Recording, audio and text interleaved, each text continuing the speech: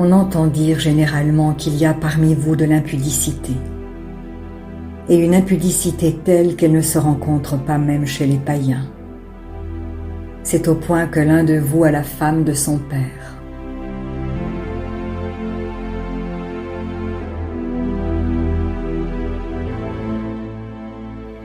Et vous êtes enflés d'orgueil, et vous n'avez pas été plus tôt dans l'affliction, afin que celui qui a commis cet acte fût ôté du milieu de vous.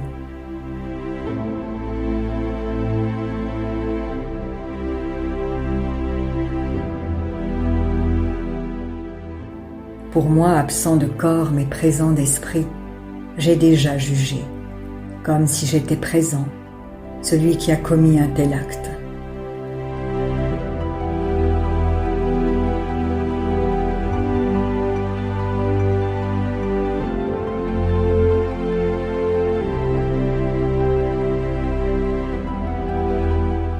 Au nom du Seigneur Jésus, vous et mon esprit étant assemblés avec la puissance de notre Seigneur Jésus, qu'un tel homme soit livré à Satan pour la destruction de la chair, afin que l'esprit soit sauvé au jour du Seigneur Jésus.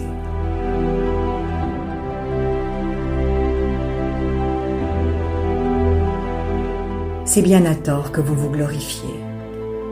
Ne savez-vous pas qu'un peu de levain fait lever toute la pâte ?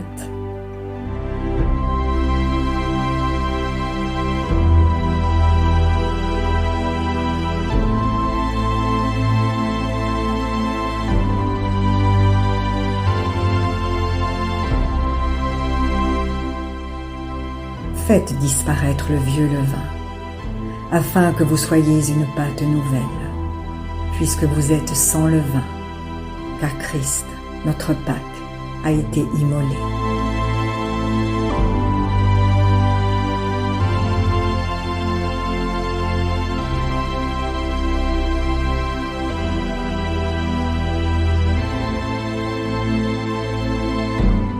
Célébrons donc la fête, non avec du vieux levain, non avec un levain de malice et de méchanceté, mais avec les pains sans levain de la pureté et de la vérité.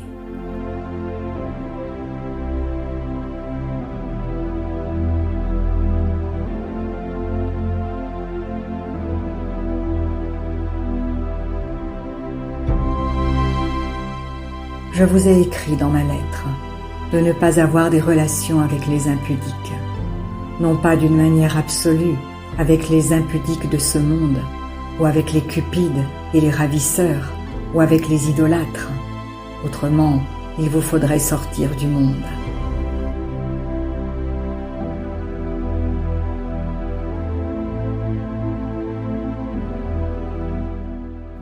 Maintenant, ce que je vous ai écrit, c'est de ne pas avoir des relations avec quelqu'un qui, se nommant frère, est impudique, ou cupide, ou idolâtre, ou outrageux, ou ivrogne, ou ravisseur, de ne pas même manger avec un tel homme.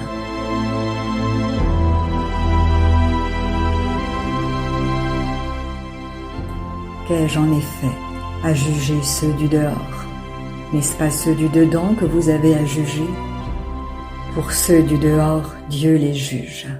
Ôtez le méchant du milieu de vous.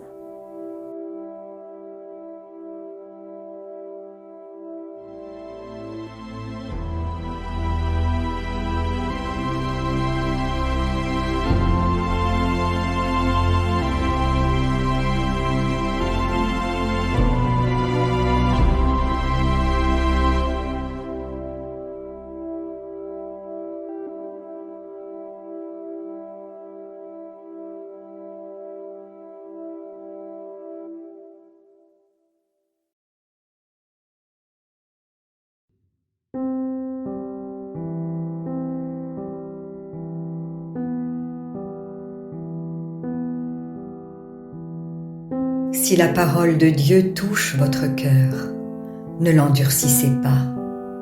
C'est Jésus qui se manifeste. Il vous dit, « Voici, je me tiens à la porte et je frappe. Si quelqu'un entend ma voix et ouvre la porte, j'entrerai chez lui. Je souperai avec lui et lui avec moi. Alors, si vous n'avez pas encore fait de Jésus votre Sauveur et votre Seigneur personnel, vous pouvez maintenant le faire. Déclarez à haute voix et d'un cœur sincère: Père, je te remercie parce que tu as envoyé Jésus-Christ mourir sur la croix pour mes péchés et tu l'as ressuscité des morts.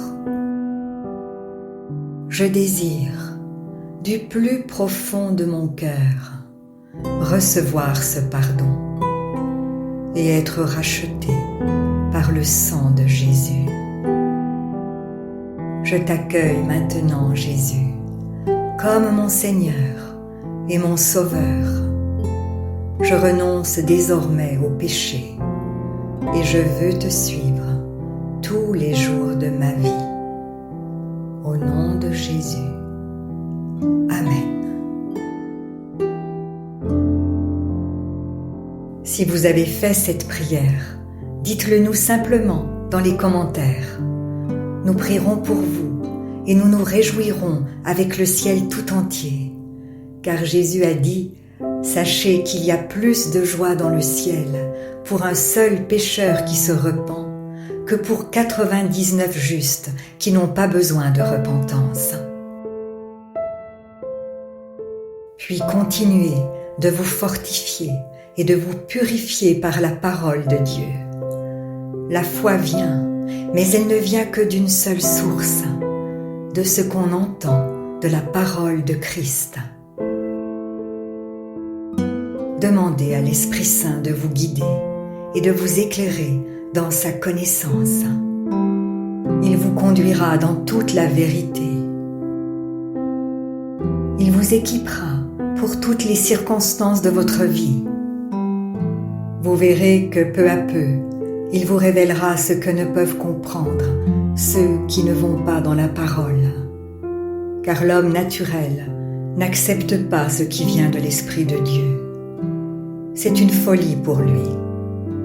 Il est même incapable de le comprendre, parce que c'est spirituellement qu'on en juge. Et maintenant, ne restez pas seul. Trouvez une église qui se nourrit de la parole et y est fidèle. Soyez vigilants dans les enseignements que vous écoutez, car plusieurs faux prophètes s'élèveront et ils séduiront beaucoup de gens. Et en toute chose, faites une confiance absolue au Seigneur. Vous êtes richement bénis.